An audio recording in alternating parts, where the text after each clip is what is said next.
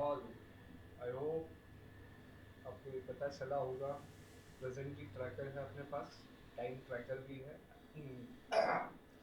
Sleep tracker भी है। ठीक है।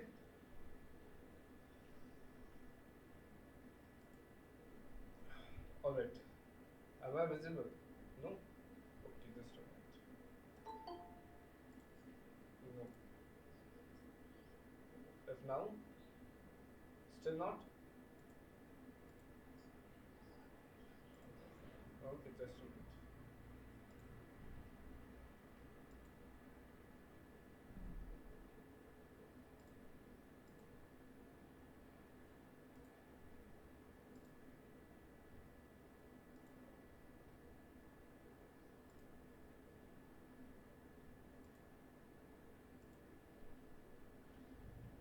If now?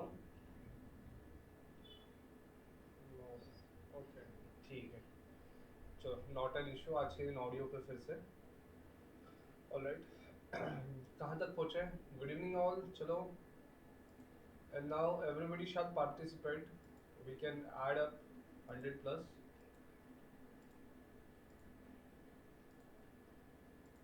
स्क्रीन विजिबल हो गया?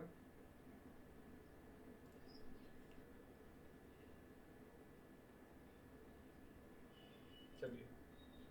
सो हाँ जी, बोलो। रिकॉर्डिंग नहीं हो रहा है बेटा। कौन पूछ रहा है? कौन पूछ रहा है? जो रिकॉर्डेड है, लेकिन क्लाउड पे है, उसके लिए मेरे को एक दिन लगता है क्लाउड से रिपीट मिलने के लिए। कल का रिकॉर्ड जो है क्लाउड पे हुआ है रिकॉर्डिंग, तो वो 1 या 2 दिन में अवेलेबल होगा भाई। हाँ, लोकल सिस्टम पे होता है तो तुरंत मिल जाता है मेरे को। ठीक है। ऑलराइट। चलो, कहाँ तक पहुँचे? अपनी नोटबुक अपनी चलेगी नोटबुक।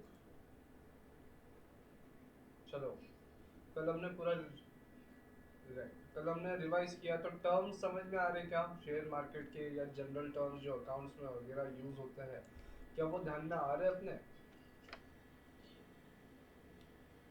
कितने हो गए अभी तक? अभी तक एक्यूमुलेट कितने करे? कितने टर्म्स एक्यूमुलेट करे फिर अपन ने अब तक? Counted out? बहुत सारे नहीं। मनी मेजरमेंट कंसेप्ट बताओ भैया। बहुत सारे नहीं मालूम मेरे को कितने। यू आर अकाउंटिंग स्टूडेंट बेटा। मनी मेजरमेंट कंसेप्ट मालूम है ना? नहीं, मनी मेजरमेंट कंसेप्ट नहीं पता?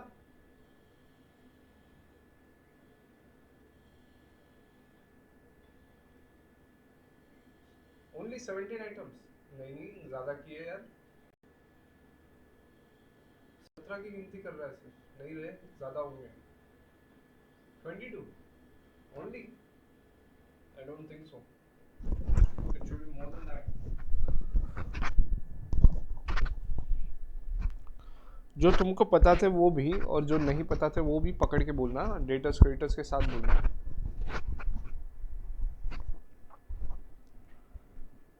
डेटर्स क्रेडिटर्स के साथ बताना बेटा, उनको भी लेना इस गिनती में।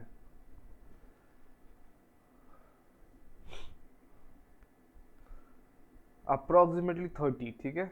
25 to 30 आपके हिसाब से अप्रोक्सीमेटली। चलो, यहाँ तक सब क्लियर है? के पार्ट लैंग्वेज पकड़ में आ रहा है मेरा? Is everybody now comfortable with the language? Enjoying enjoying the way we are going? लिख के we are writing up the things and then फिर आगे बढ़ रहे, बराबर है क्या? सो मज़ा आ रहा है उसमें? और और एक बार लिखते हो ना तो कंसेप्ट क्लियर होता है। एक बार अगर आप लिखते हो ना तो कंसेप्ट क्लियर हो जाता है, सिर्फ पढ़ के नहीं होता। You might have heard you might have heard doctor Baba Saheb Ambedkar has said, doctor Sahab has said,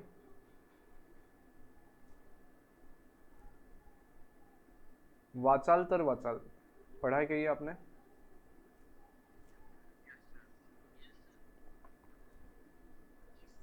what does that means? अगर रीडिंग करोगे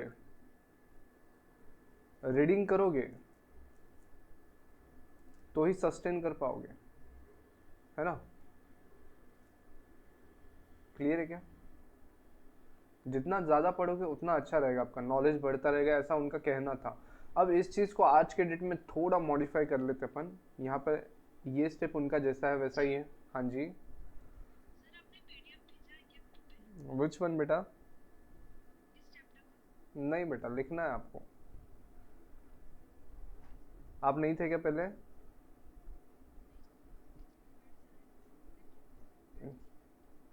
नहीं, कंटिन्यू तो आपको एनीवेज करना है बेटा, हार्ड रहो सॉफ्ट रहो। सो आपको कंसेप्ट पहले से पिक करने हैं। कब से ज्वाइन किया आपने?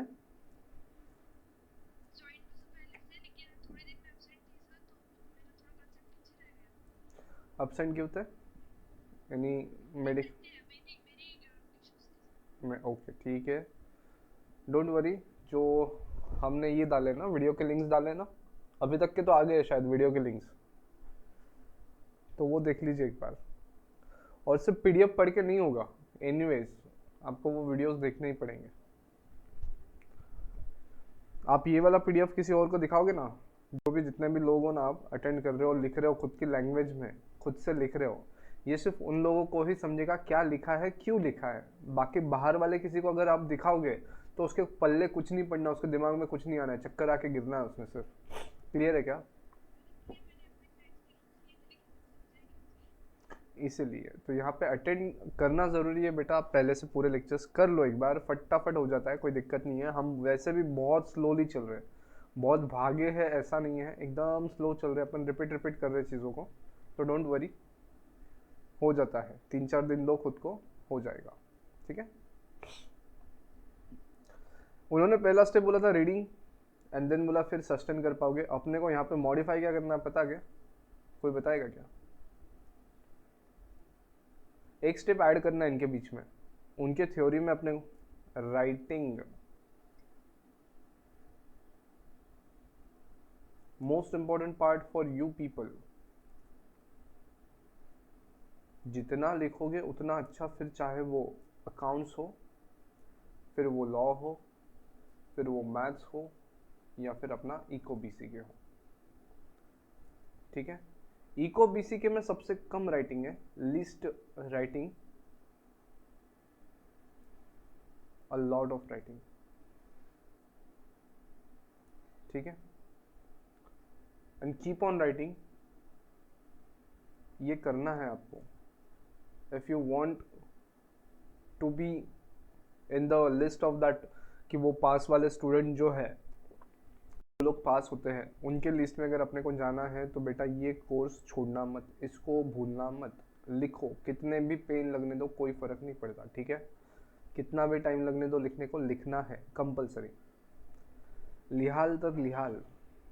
लिहाल तर वाचाल बेटा आता मी असं म्हणतो, वाचाल, लिहाल, लिहित राहाल तर वाचाल, ठीक है, समझे? क्लियर है फिलोसॉफी? एंड बिलीव मी, आप फाउंडेशन में हो बोल के ऐसा नहीं बोला जा रहा है कि लिखना पड़ता है। आप फाउंडेशन में बोल के नहीं, इंटरमीडिएट या फाइनल वाले लोगों को भी लिखना ही पड़ता है, तभी जाके पास होता है। बिना लिखे कोई पास नहीं हुआ, जजमेंट नहीं आता, ठीक है।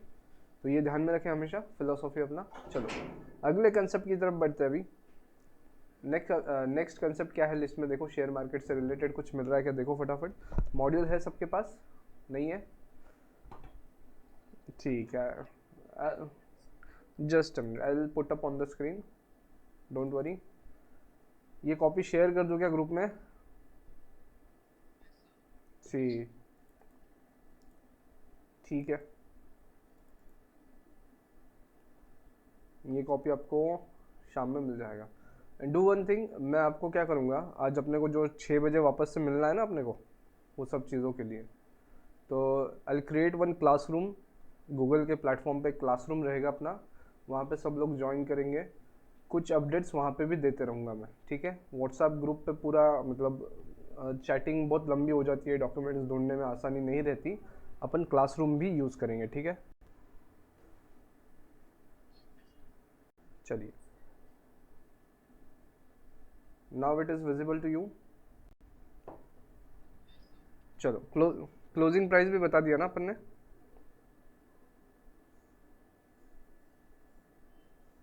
ये दोनों चीजें हो गई।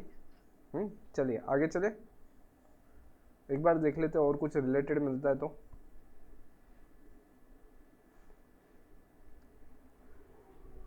क्रेडिटर्स देख लो।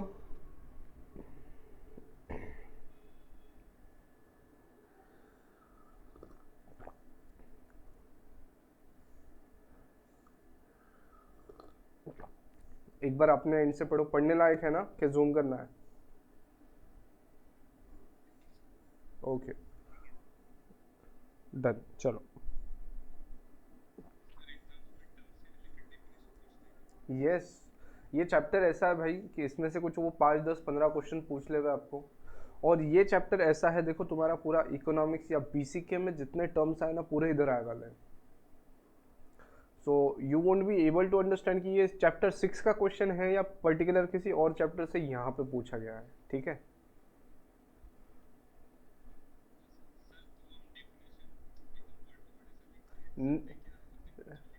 भैया लिखना नहीं है, लिखने का पेपर नहीं है अपना, एमसीक्यू पेपर है अपना। पेपर एमसीक्यू बेस्ड है बेटा। हाँ लेकिन वर्ड का झोलझाल हो जाए तो वहां ध्यान देना है तुमको, ठीक है? चलो आगे। क्रेडिटर्स पकड़ लिया, पब्लिश अकाउंट्स बोले तो पता है क्या? पब्लिश अकाउंट्स पता है सबको? What do you mean by published account?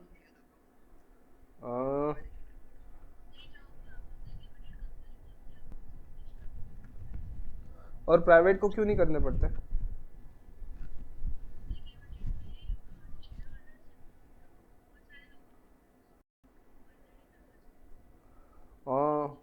Okay, और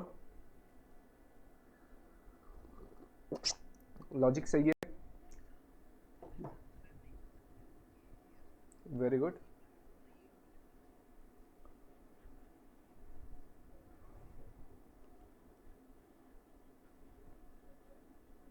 very nice, very nice. Tejas का मानना है सर पब्लिश अकाउंट्स करेंगे अपन, अकाउंट्स पब्लिश करेंगे तो जो नए इन्वेस्टर है अट्रैक्ट होंगे अपनी तरफ, बराबर ना?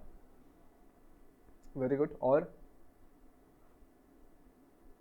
देखो, तुमने आईपीओ जब निकाला तो तुम्हारे पहचान वालों से पैसे लिए कि जनरल पब्लिक से लिए रे भाई?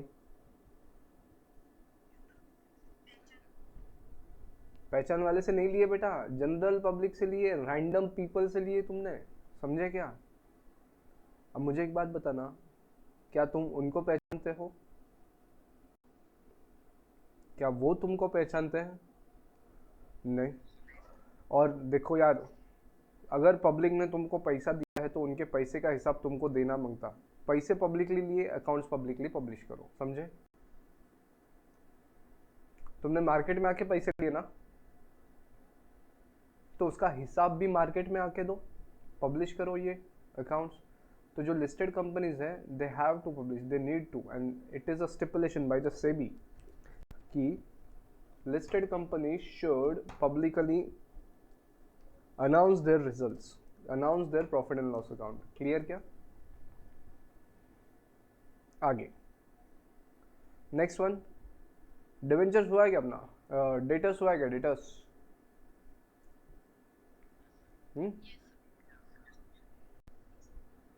तो यहाँ पे देखो, ये दो वर्ड्स में झोल मत करना। Individual who owes money to the entity, और ऊपर क्रेडिटर्स में क्या है? To whom we owe the money. Clear है क्या? हमको किसी को देना है वो हमारा क्रेडिटर, और हमको किसी से आना है वो हमारा डेटर। क्लियर? Next, depreciation. जो चीज़ें हो चुकी है मैं वो फटाफट आगे चल रहा हूँ, जहाँ पे नया रहेगा वहाँ पे डिस्कस करेंगे। डेप्रिसिएशन देख लो, एक बार पढ़ो इसका लैंग्वेज।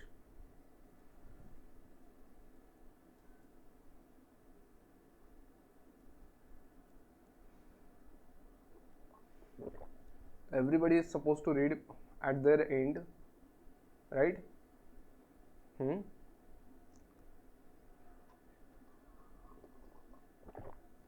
Just a minute, एक बार डिप्रिसिएशन कर लेते हैं फिर आते हैं।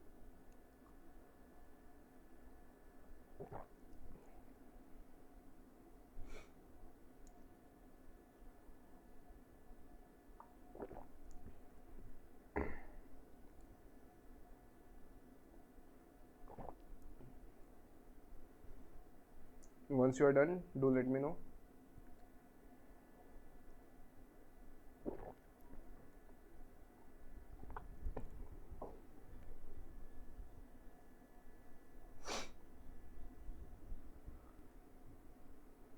Depreciation done with?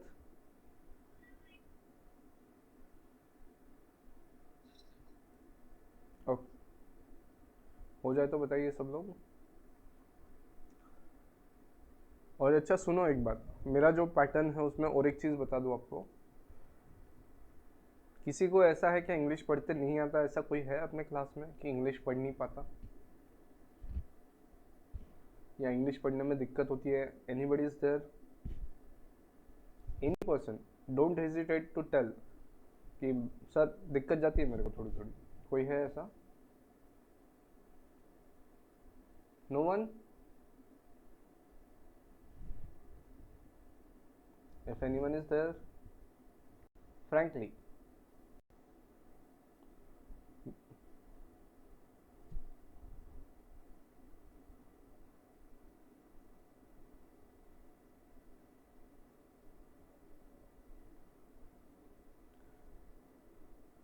So I assume कि किसी को दिक्कत नहीं है।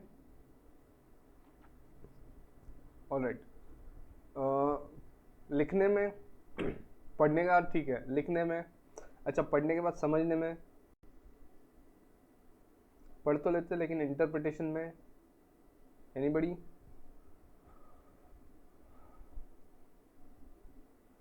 All comfortable?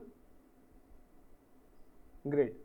सो यहाँ पे जब मैं पढ़ा रहा हूँ, मतलब अपना जो डिस्कशन चलेगा, अपन क्या करेंगे ना, इसको डिस्कशन टाइप थिंग रखेंगे। जो टीचिंग रहेगा, आप लोग पहले पढ़ेंगे, मैं आइडियोलॉजी पुटअप करूंगा, आप पढ़ेंगे, फिर अपन डिस्कस करेंगे, फिर आपके क्वेरीज आएंगे, ठीक है? मतलब I won't be taking you line by line, देखो यहाँ पे ये लिखा है फिर ऐसा होता है, मैं एक एक लाइन पढ़ के नहीं बताऊंगा, पहले पूरा आइडिया बता दूंगा, फिर आप पढ़ना, फिर कुछ दिक्कत है तो बात करते हैं, राइट? डन? क्लियर है क्या? चलेगा क्या? सो आई बिलीव कि मैं लाइन बाय लाइन ना जाऊँ तो आपके बेनिफिट में रहेगा वो, ये मेरा बिलीफ है कि भाई बच्चों को खुद से पढ़ने दो, डेवलप होने दो, क्योंकि आगे का रास्ता उनको चलना है। टीचर एक टॉर्च लेके चलता है, पूरा रास्ता नहीं चला सकता। क्लियर है क्या? थॉट समझ रहा है क्या सबको? व्हाट आई वांट टू से कि यहाँ पे आपकी लॉजिक्स, आपकी एबिलिटी बढ़ाने की मेरी कोशिश रहेगी, ठीक है? आप खुद के इस पे आगे जाओ, ऐसा मेरा लॉजिक रहेगा। चलिए, कहीं पे भी अटकता है, किसी को दिक्कत आती है, आई एम देयर, बिंदास क्वेरीज पूछो, कोई दिक्कत नहीं है, प्रोवाइडेड आपने पढ़ा है। चलिए, डेप्रिसिएशन, अपना डेप्रिसिएशन का डिस्कशन वैसा हो गया था। डेप्रिसिएशन काय पे चार्ज करते हैं? फिक्स्ड एसेट्स पे। अच्छा, फिक्स्ड एसेट्स कब बन, okay, tangible fixed assets, okay, more specific, tangible fixed assets. मुझे बताओ ये कब बनते हैं टेंजिबल फिक्स्ड एसेट्स? एक कैपेक्स करने के बाद, कैपिटल एक्सपेंडिचर इनकर करने के बाद जो असेट हम रूटीन में यूज करते हैं, जैसा अपना टाटा एस, राजू भैया का Tata S tangible fixed asset है ना, तो उसमें डेप्रिसिएशन चार्ज करेंगे। क्यों? तो सर हर साल उसको यूज करेंगे, यूज करने के बाद कुछ ना कुछ तो वो नहीं, क्या कैपिटल एक्सपेंडिचर का कुछ ना कुछ पोर्शन अपने को सर प्रॉफिट एंड लॉस में पुटअप करना चाहिए। जिस साल जितना बेनिफिट लिया उस साल उधर डालना चाहिए। टीटीएमएम करते हो ना? टीटीएमएम तेरा तो मेरा में, अरे टीटीएमएम नहीं मालूम तुमको? सर 2 साल से तो बाहर जाने को ही नहीं मिला, टीटीएमएम भूल गए हम लोग, घर पे ही है। अरे टीटीएमएम नहीं पता क्या?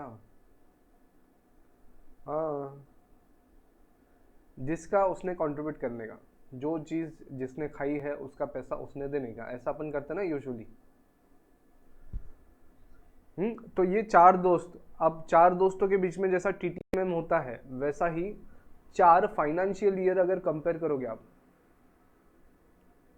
4 या 5 फाइनेंशियल ईयर जब तक ये एसेट चलने वाला है, ये फाइनेंशियल ईयर भी आपस में एक दूसरे को देख के बोलते होंगे ना भाई टीटीएमएम कैपिटल एक्सपेंडिचर जिसने जितना यूज किया उसने उतना रख लेने का, मतलब प्रॉफिट एंड लॉस में डाल देने का उतना, ऐसा बोलते होंगे। समझा क्या? देखो फिक्स एसेट ये टाटा एस, अरे इंक खत्म हो गया क्या? ओ टाटा एस, मुझे एक बात बताओ, इसका यूसेज नया नया ज़्यादा होगा कि पुराना होने के बाद होगा?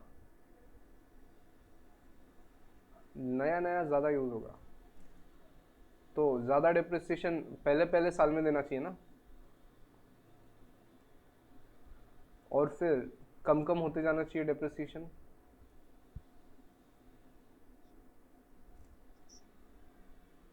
क्या इसी को आपने रिड्यूसिंग बैलेंस मेथड बोला है?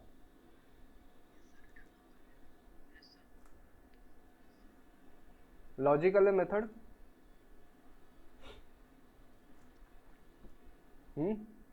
इसके पीछे का प्रिंसिपल क्या है? मैचिंग कंसेप्ट,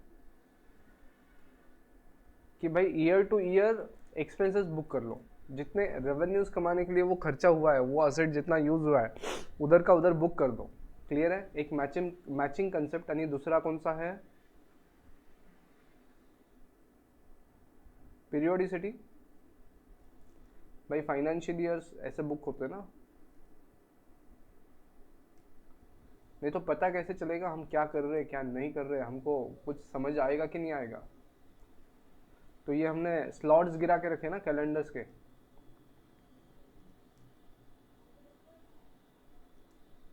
ये है आपके फाइनेंशियल ईयर्स। क्लियर है? And so on, right? क्या ये है पीरियोडिसिटी कंसेप्ट, और ये डेप्रिसिएशन चार्ज करना इज मैचिंग कंसेप्ट। दोनों कंसेप्ट को मिला के हम डेप्रिसिएशन चार्ज करते हैं। ठीक है, देन उसमें और क्या बोला है? अच्छा मुझे एक बात बताओ, डेप्रिसिएशन की वजह से एक्चुअल कैश फ्लो कुछ होता है क्या? कैश आउटफ्लो, पेमेंट देना पड़ता है किसी को? So it is a non cash expenditure,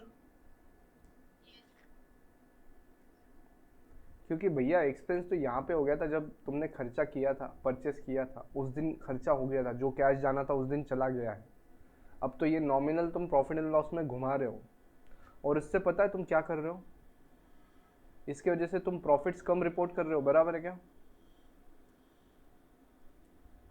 तो डेप्रिसिएशन अगर प्रॉफिट एंड लॉस में आ रहा है, इसकी वजह से क्या हो रहा है? प्रॉफिट कम हो जा रहा है। Is that true? और एट द सेम टाइम हम क्या कर रहे हैं पता है क्या?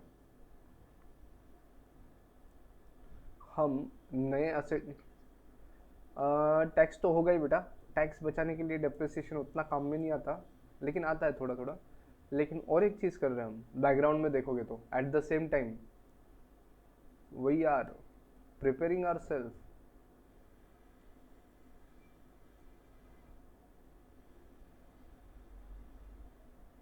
For replacement of the asset. समझे क्या?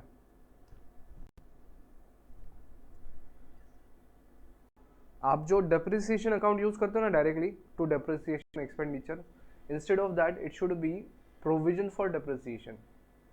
और प्रोविजन बनाते बनाते ना प्रोविजन के अकाउंट में एक अमाउंट आ जाती है जो equal to the capital expenditure होती है। मतलब कैपेक्स कम कम होते जाएगा, डेप्रिसिएशन बढ़ता बढ़ता जाएगा। 10 साल में पूरा कैपिटल एक्सपेंडिचर जीरो हो जाएगा, depreciation provision for depreciation full हो जाएगा। समझे? ये बात समझा? हम्म। और वो प्रोविजन काय के लिए यूज होगा पता है क्या? Purchasing of the new asset. समझे? ये थॉट कितने लोगों को क्लियर हुआ?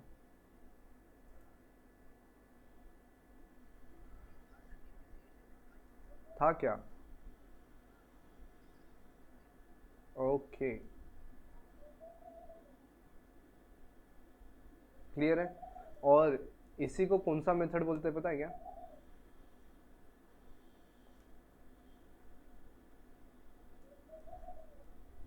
कौन सा फंड?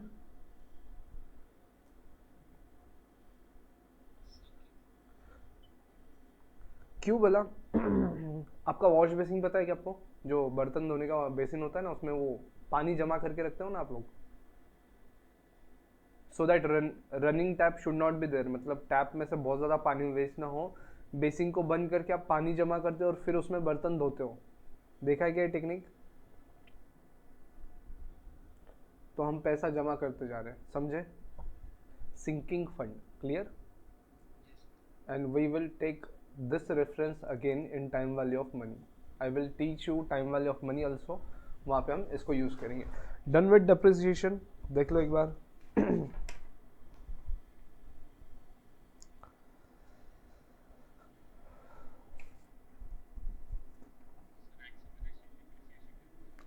यही हुआ देखो, शुरुआत में तुम ज़्यादा यूज कर रहे हो ना।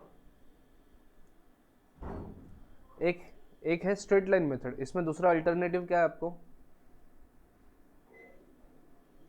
रिटर्न डाउन तो पहला हुआ जो अपन ने ऊपर डिस्कस करा है। ये दूसरा ऑप्शन क्या है? स्ट्रेट लाइन मेथड है।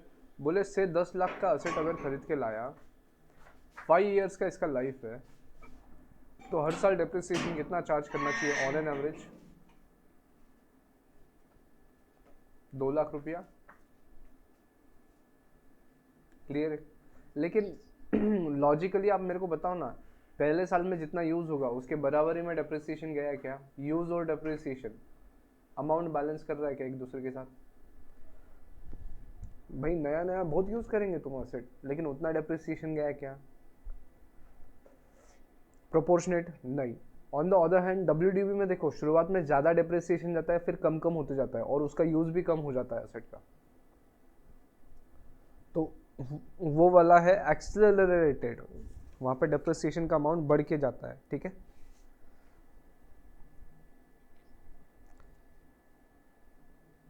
नेक्स्ट क्या है देखो, नेक्स्ट डिविडेंड हुआ है क्या अपना? नहीं।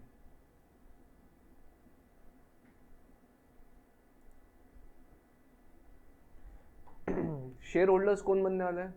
अच्छा उसके पहले फेस वैल्यू देख लेते, फेस वैल्यू नीचे है वो खत्म हो जाता, फिर डिविडेंड पे आता हूँ मैं।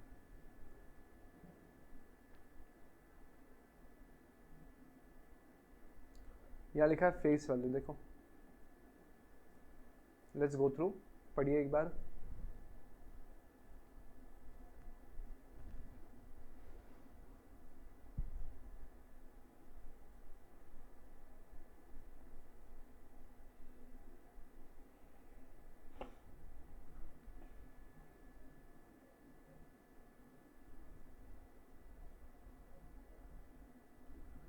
अपना कवर हो गया देखो, दोनों तीनों चीज फेस वैल्यू में।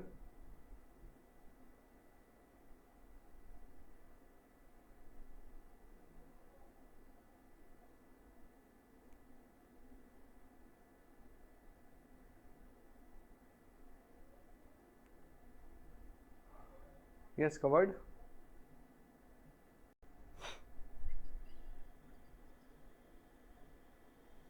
पढ़ो ना एक बार, तुम पढ़ो, चलो तुम पढ़ो, मेरा गला खराब है वैसे भी, तुम पढ़ो अपन देखते फिर।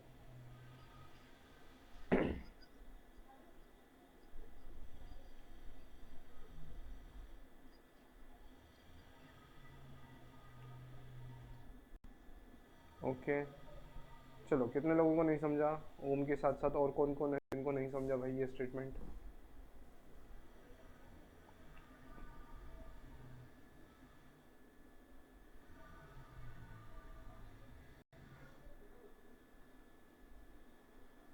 ओके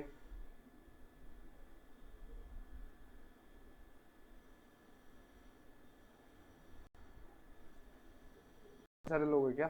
चलो ठीक है, देखो भाई अपना राजू साइकिल्स का एग्जाम्पल याद है क्या तुमको?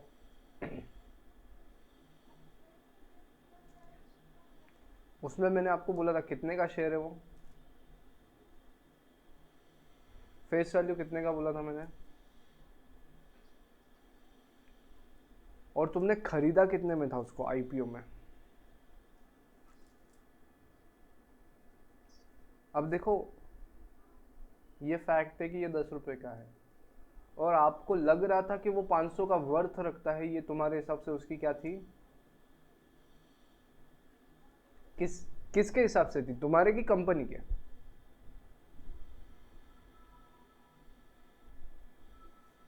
सोच के बताओ। अरे इन्वेस्टर के हिसाब से थी,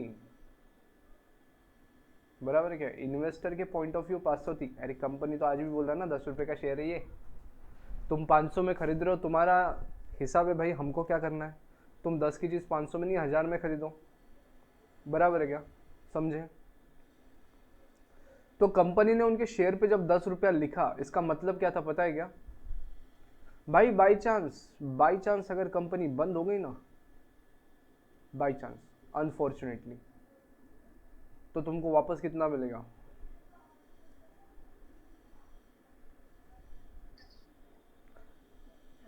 और 10 रुपए में क्या आते हैं? कुरकुरे। समझे? समझा क्या भाई? कंपनी ने अपनी लाइबिलिटी फ्रीज कर दी, कितने पे? 10 रुपए पे। आप ये कितने में भी खरीदो, आईपीओ में खरीदो, नहीं तो सेकेंडरी मार्केट में खरीदो भाई, कितने में भी खरीदो आप बाहर, डजेंट मैटर। उस पे कितना लिखा है फेस वैल्यू? 10 रुपया। तो इनकेस कंपनी अगर बंद गिरती है ना, तो जो शेयर होल्डर रहेगा उसको कंपनी 10 रुपया देगी, वो भी जेब में रहे तो, नहीं तो वो भी नहीं देगी। समझे क्या? ये रहा इक्विटी शेयर होल्डर्स की हालत। क्लियर है क्या?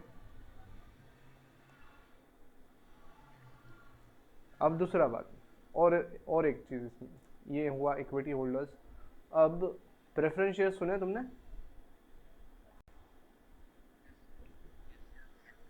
क्या होते हैं वो?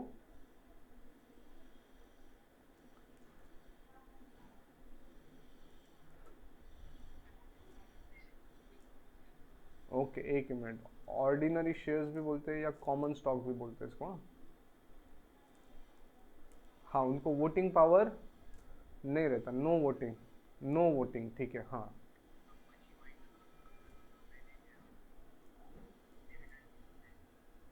वाइंड अप के बाद कैसा डिविडेंड? वाइंड अप के बाद कैसा डिविडेंड भाई? ओके, मतलब they are being preferred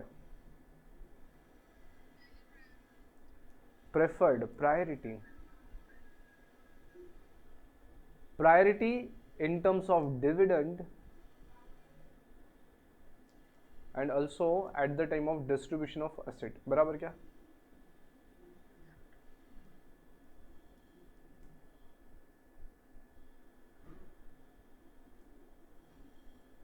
okay great, समझा क्या? बाकी और कोई दिक्कत है इनको? ये वो लोग हैं प्रेफरेंस शेयर होल्डर। देखो तुमने जब भी कभी पढ़ा होगा ना प्रेफरेंस शेयर्स, तो ऐसा पढ़ा होगा 11% preference shares, 11% redeemable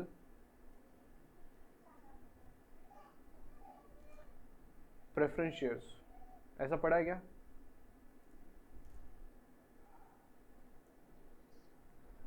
face value ₹100 ऐसा लिखा होता है। देखो बैलेंस शीट में बनेगा ना, तुम देखोगे। तुम क्या करना, 12th का जब भी टाइम मिला ना, 12th का बुक देखना, उसमें ऐसा वर्ड रहेगा 11% redeemable preference shares of rupees face value 100 issued at premium, issued at premium से 120 रुपीज। अब इसमें दो चीजें मेरे को बताओ, रिडम्पशन का मतलब समझते हो आप लोग?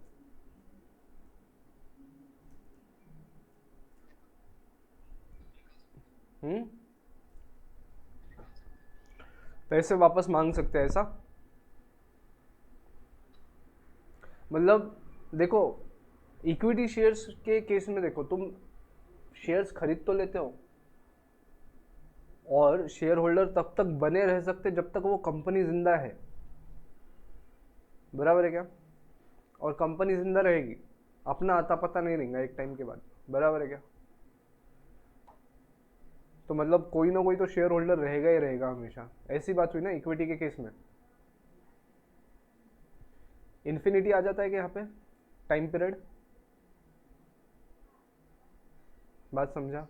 क्योंकि परपेचुअल सक्सेशन है कंपनी को कि चलता रहेगा जब तक तुम खुद से बंद नहीं करते। लेकिन रिडीमेबल प्रेफरेंस शेयर्स क्या होते हैं देखो, यहाँ पे कोई भी कंपनी जब प्रेफरेंस शेयर्स इशू करेगी तब उनको रिडीमेबल प्रेफरेंस शेयर्स इशू करने पड़ते हैं। मतलब क्या, यहाँ पे कंपनी चिल्ला चिल्ला के अनाउंस करके बोलेगी भाई ये 10 साल के अंदर रिडीम हो जाएंगे। मतलब अगर तुम 2021 में ये शेयर्स परचेस कर रहे हो तो 2031 में ये पैसा तुमको लौटा दिया जाएगा। ठीक है क्या?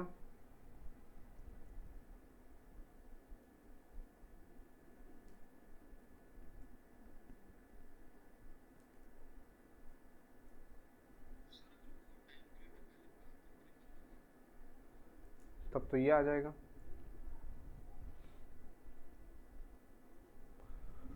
तब तो अलग सिनारियो रहेगा। सब लोग भागते दौड़ते आएंगे शेयर्स, वो जो प्रेफरेंस शेयर होल्डर है भागते दौड़ते आएंगे अपने असेट्स जमा करने को।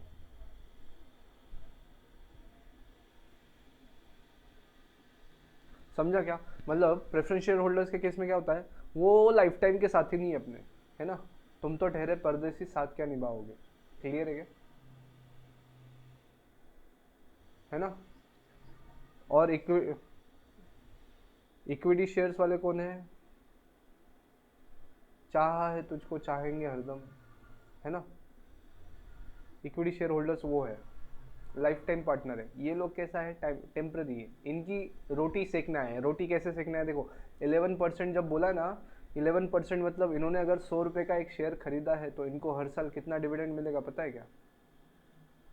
फिक्स 11 रुपया हर साल एक शेयर के पीछे मिलेगा ही मिलेगा, और देना भी पड़ेगा कंपनी को। पता है क्या? डिविडेंड पता है ना कि नहीं पता? ठीक है। सो देखो 11% देना पड़ता है इनको। तो ये, यस बेटा, कहाँ से देंगे?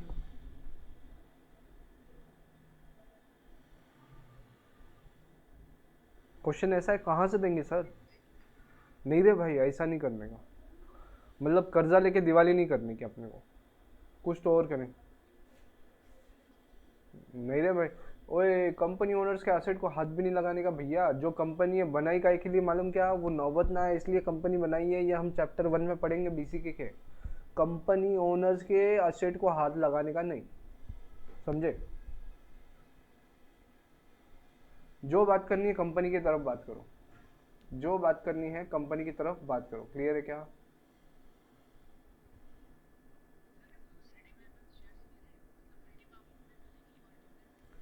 यस बेटा। हम्म।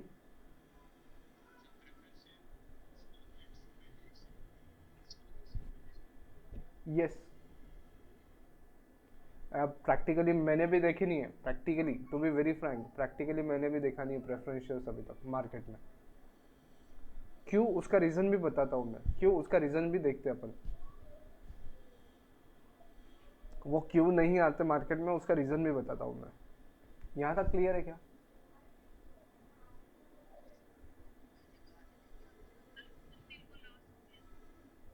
पैसे कहाँ से देंगे?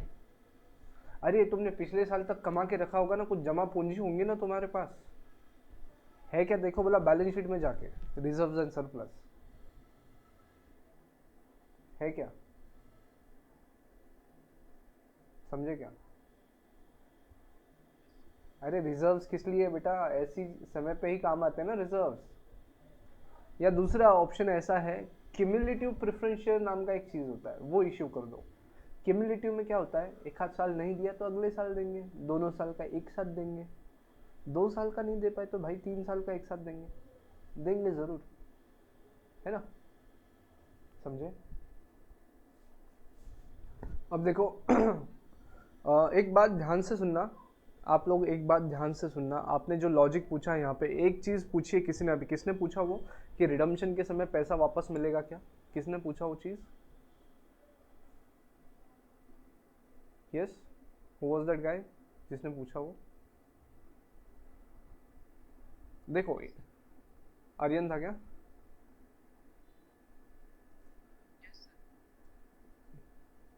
आई keep on writing this word, you also write it, time value of money. काम में आएगा टाइम वैल्यू ऑफ मनी में ये लॉजिक अपने को। जो क्वेश्चन इन्होंने पूछा है, शुरुआत में आपने 100 रुपये लगाए, सॉरी 120 रुपये लगाए, फिर 10 साल डिविडेंड लिया और आखिरी के साल में डिविडेंड प्लस 100 रुपये वापस मिले। क्लियर है क्या? टाइम वैल्यू ऑफ मनी में हम फिर से विजिट करने वाले इस पार्ट को। अब most interesting and important part हम डिस्कस करते हैं। मेरे को एक बात बताओ, ओनर्स को प्रॉफिट कब मिलता है, सबसे पहले कि सबसे आखिरी में? मतलब सब लोगों के खर्चे अर्चे जाके सबको दे दुआ के फिर जो बचा वो अपना, नहीं तो नहीं अपना, बराबर ना? सो देखो यहाँ पे है ना, एक स्टेटमेंट बना रहा हूँ, आप लिख के रखो एक पेज पे अलग से, ये काम में आएगा आपको इंटरमीडिएट में भी और यहाँ पे भी कॉस्ट वाले पार्ट में थोड़ा थोड़ा काम आएगा अपने को, और एफएम में काम में आता है ये। So you keep on writing, I will clarify all the reasons कि ऐसा क्यों है, ये क्यों है, वो क्यों है। हमने जो ट्रेडिंग किया है ना, उसको हमने ऑपरेशंस बोला था क्या? ट्रेडिंग एक्टिविटी किया उसी को ऑपरेशंस बोलते हैं ना। तो उससे जो प्रॉफिट आया उसको कौन सा प्रॉफिट बोलेंगे?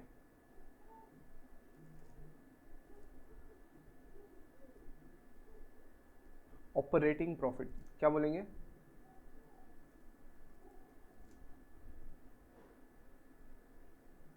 वो जो आप ग्रॉस प्रॉफिट वगैरह लिखते हो ना, सोल प्रोप्राइटर के केस में आपने ग्रॉस प्रॉफिट लिखा है ना, उसको हम यहाँ पे ऑपरेटिंग प्रॉफिट बोलेंगे। फिर इसमें से माइनस करेंगे क्या?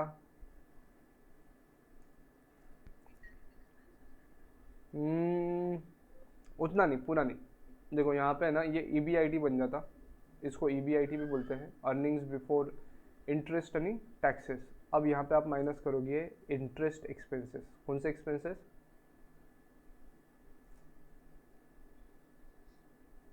ये ग्रॉस प्रॉफिट की जगह आप ये बोल सकते हो नेट प्रॉफिट है, जिसमें से बाकी सारे इनडायरेक्ट डायरेक्ट सब चले गए हैं। बचा क्या था? इंटरेस्ट। काय पे का रहेगा इंटरेस्ट भाई?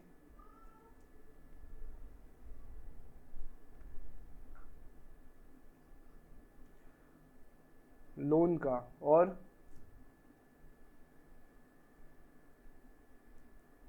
डिवेंचर्स, बॉन्ड्स हमने कुछ इशू कर रखे थे उसका, बरोबर है। अब A-B अगर मैं करता हूँ, A-B अगर करता हूँ तो देखो EBIT लिखा था मैंने, अब माइनस क्या किया है यहाँ पे, I माइनस किया है, तो क्या बच जाएगा नीचे?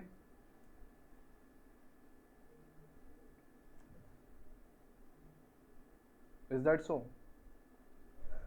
ये पहली बार देख रहे हो ना स्टेटमेंट, किसके पहले देखा है? फर्स्ट टाइम देख रहे हैं, समझ में आ रहा है क्या?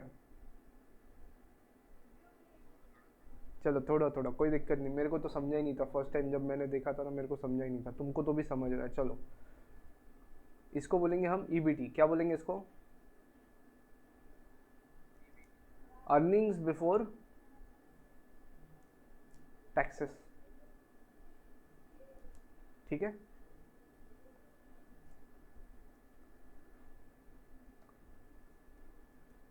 चलो शुरू से वापस एक बार।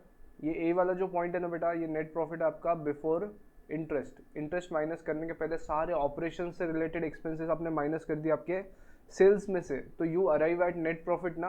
वही पार्ट मैंने ए में किया है, क्लियर है क्या? और उसी को बोलते हैं EBIT। फिर मैंने माइनस किया इंटरेस्ट एक्सपेंसेस, फाइनेंसिंग कॉस्ट बोलते हैं इसको, वो माइनस कर दी मैंने। थोड़ा हेवी डिस्कशन है बट डोंट वरी, धीरे धीरे समझ में आ जाता है और इससे आपका फ़ायदा ही होगा आगे क्वेश्चन सॉल्व करते समय। इसको बोलते हैं फाइनेंसिंग कॉस्ट, ठीक है। वो माइनस कर दी, क्या बचा हमारे लिए? Earnings before taxes. अब क्या भरेंगे अपन? देखो हमने अभी अभी बात की ना, ओनर को कब मिलेगा प्रॉफिट, सबसे पहले कि सबसे बाद में? सबसे बाद में। तो यहाँ पे एक काम करो, टैक्सेस भर दो। कौन से टैक्सेस है ये? These are income tax. हाँ, दीज आर इनकम टैक्सेस, ठीक है क्या? अब टी भी माइनस हो गया, अब बताओ क्या बचा?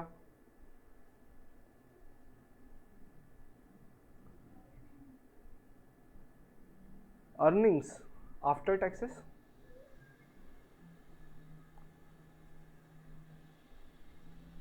देखो समझ में आ रहा है? या प्रॉफिट्स आफ्टर टैक्सेस। कितने लोगों के ध्यान में नहीं आया?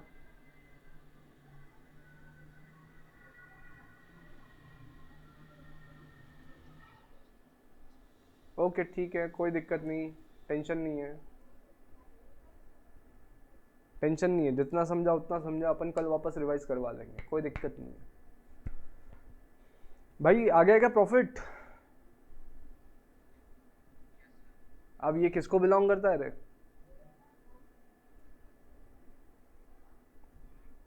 कौन कौन है ओनर? कौन कौन है ओनर आपके? थोड़ा सा नहीं, फिक्स जाएगा।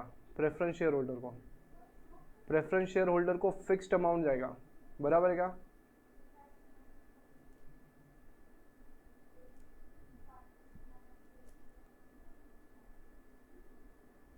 फिक्स्ड अमाउंट जाएगा कि नहीं जाएगा?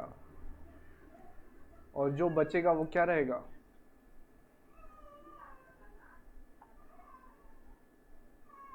ये जो बचेगा ना अमाउंट, ये क्या रहेगा ना? अर्निंग्स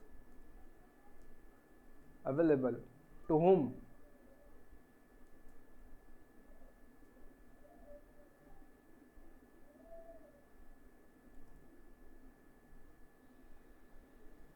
समझा? मतलब सबसे ज्यादा रिस्क लेने वाला आदमी सबसे आखिरी में शेयर्स लेगा, क्लियर है क्या? सबसे ज्यादा रिस्क लेने वाला आदमी सबसे आखिरी में प्रॉफिट का हिस्सा मांगेगा। कितना नाइंसाफी है, समझे क्या?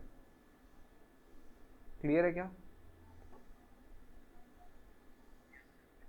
अभी ये स्टेटमेंट में थोड़ा कंप्लीट कर लेता हूँ, फिर अपन कल इसको डिस्कस करते हैं। अभी 3 मिनट 4 मिनट बचे हैं, पहले मैं स्टेटमेंट थोड़ा कंप्लीट कर लूँ तो कुछ कंसेप्ट और ऐड हो जाते हैं अपने। अब मेरे को एक बात बताओ, ये जो अर्निंग्स है किस में डिस्ट्रीब्यूट होगी भाई?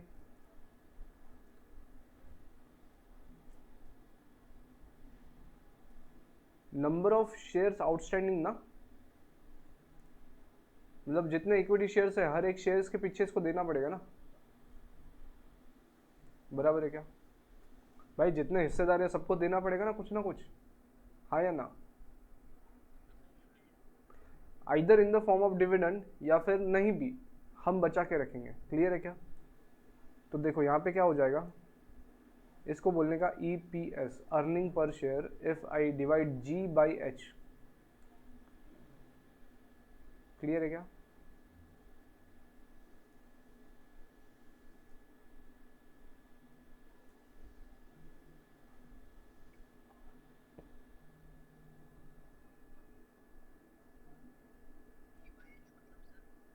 ये G और ये H इधर साइड,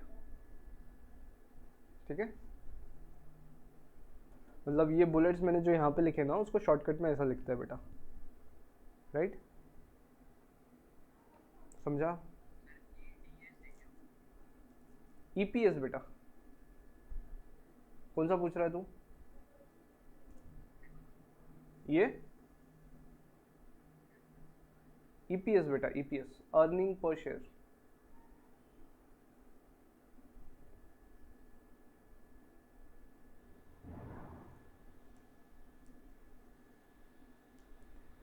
हर एक शेयर के पीछे कितना अर्निंग हुआ है ये दिखाई दे रहा है, क्लियर है क्या?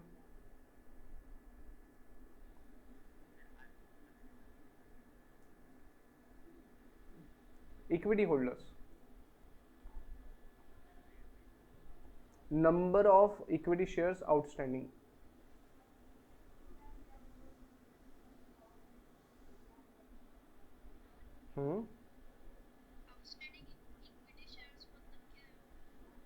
मतलब हमने कितने शेयर्स इशू करके रखे हैं।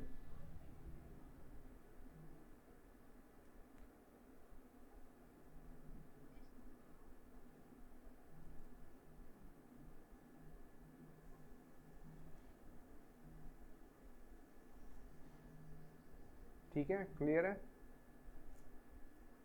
अब जितने इक्विटी शेयर्स इशू करके रखे हैं मतलब उतने ओनर हो गए ना कंपनी के, समझा? और ओनर्स को बिलोंग करता है ना अर्निंग, तो डिवाइड करना पड़ेगा ना सब में, तो अर्निंग को डिवाइड कर दिया, अर्निंग को मैंने डिवाइड कर दिया। क्लियर है क्या?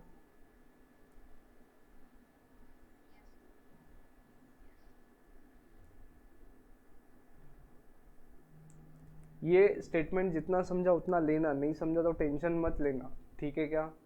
अपन वापस देखेंगे इसको, ये स्टेटमेंट आपके बुक्स में कहीं पे भी दिखने नहीं वाला, लेकिन इसके वजह से बहुत सारी चीज़ें आपकी बाद में क्लियर हो जाएंगी। क्लियर है क्या?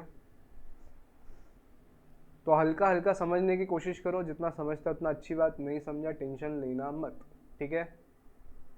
लोड लेने का नहीं इसका।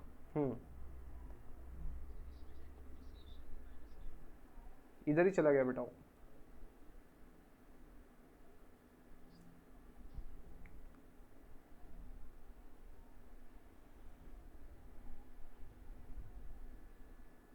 हम्म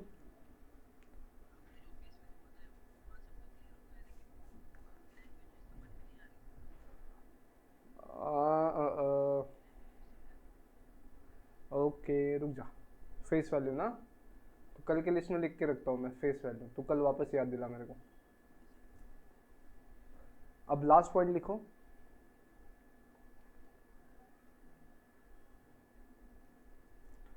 अब ये जो ईपीएस निकाला है ना आपने,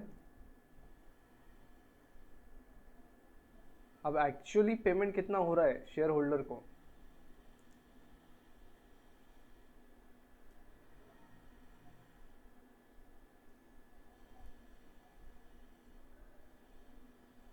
वो क्या है आपका,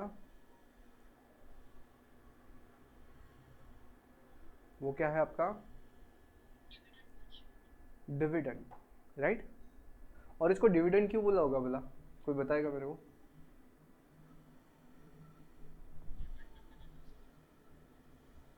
वेरी गुड। और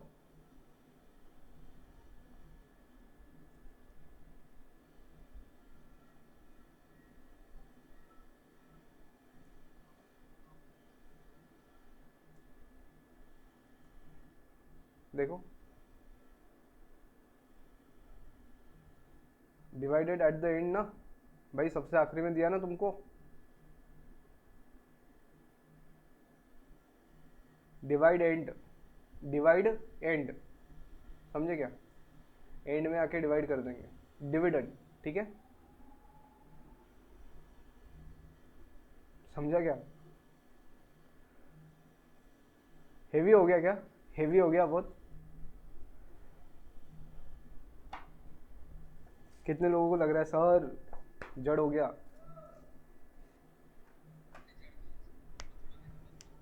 ओके, कोई दिक्कत नहीं, रिवाइज करोगे तो और भी समझ जाएगा। आई अगेन रिपीट, टेंशन लेना मत, जितना समझा उतना समझा, नहीं समझा तो नहीं समझा, टेंशन लो मत। हाँ कनक। हम्म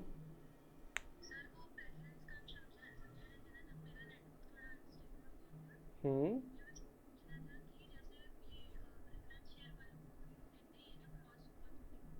हो हो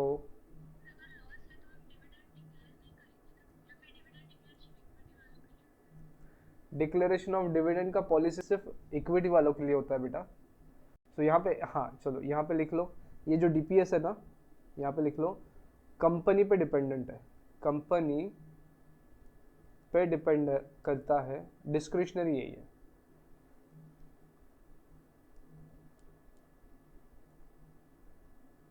देना है तो देंगे, देना है तो देंगे, नहीं तो नहीं भी देंगे।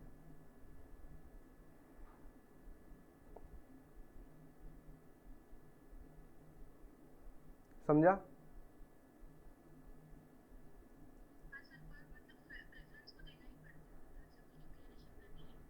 बेटा फिर वो प्रेफरेंस उसी के लिए है ना, उनको चाहिए था fix, otherwise they could have become your equity share holders ना, लेकिन उनको वो मंजूर नहीं था। वो क्या बोलते हैं, हम अगर पैसा दे रहे तो हमको फिक्स अमाउंट ऑफ इनकम चाहिए, समझे?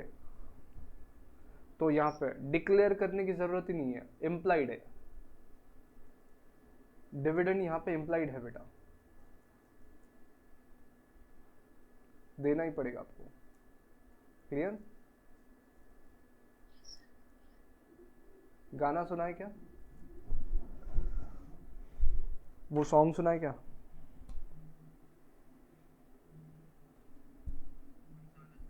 बिन तेरे सनम, जालिम है दिल की लगी। अरे बिन तेरे सनम मर मिटेंगे हम, तो डिविडेंड वालों का वैसा है, देना ही पड़ेगा।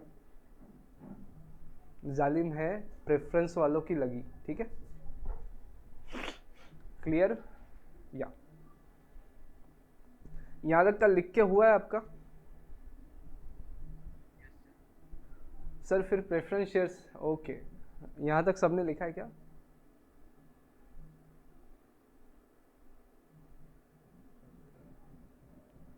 देखो आज का डिस्कशन देखो, अपन ने कंपनी अकाउंट्स देखे आज के डिस्कशन में। आई क्लियरली स्टेट दैट ये आपके सिलेबस का पार्ट नहीं है, फिर भी डिस्कस किया है मैंने, just to give you a feel कि अकाउंट्स कैसे हैं कंपनीज के, और वो आगे आपको लगने ही वाले हैं, इसलिए अभी मैंने कवर किया है, ठीक है?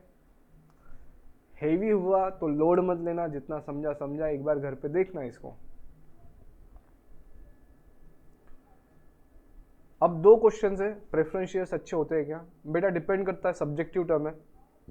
जिसको फिक्स इनकम चाहिए वो प्रेफरेंस शेयर्स खरीदेगा, जिसको सिर्फ ट्रेडिंग करके प्रॉफिट कमाना है वो इक्विटी शेयर्स में जाएगा। ये हम आएंगे अगले पॉइंट्स में।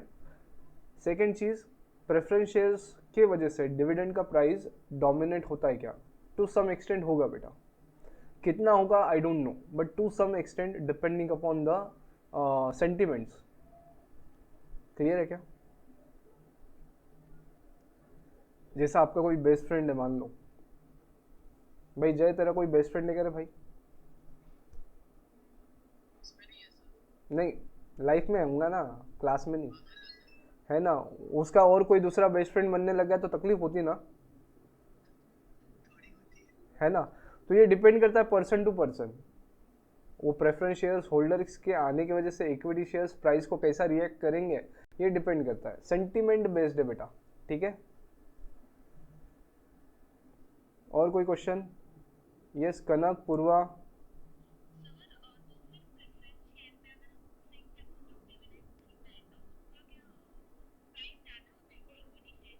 नहीं बेटा, उनका फिक्स चलता है, वो बहुत ज़्यादा भागते भी नहीं है, बहुत ज़्यादा थकते भी नहीं है, उनका एक फिक्स रेंज होता है, 100 रुपया, 120 रुपया।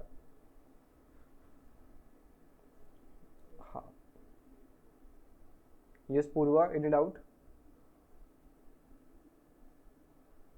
ऑल राइट, ये स्टेटमेंट देख लो, लिख लिया है। Yes, any doubt? बस बस बस इक्विटी के लिए, क्योंकि वो, हाँ,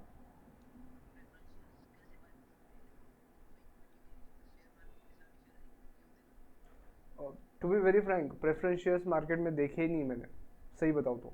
क्योंकि देखो यहाँ पे देखो, एक पॉइंट हाईलाइट करके रखना आपके पास, यहाँ पे बल्ब लगा के रखना एक, और कल याद दिलाना डिस्कशन के लिए, यहाँ पे एक बल्ब लगाना।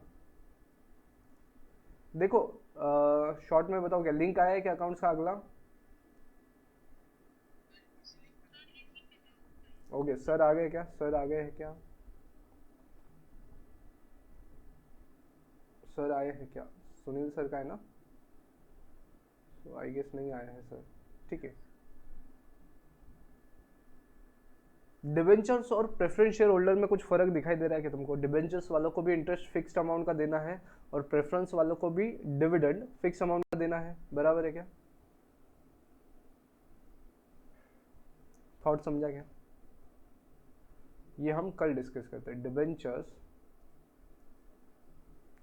वर्सेस प्रेफरेंस, कौन सा लेना चाहिए आपने, मतलब as a company which option should you go for financing, ठीक है?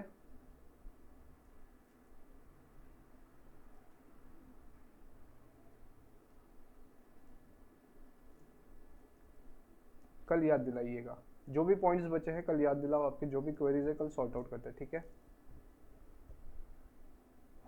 Alright, I hope everybody is fine at that place. मज़ा आया? नया कुछ तो भी देखने को। चलिए मिलेंगे अपन 1 घंटे बाद, वो ट्रायल एरर करना है तो ग्रुप पे मिलेंगे अपन। Done. Tata. Bye bye. Bye bye. Bye bye.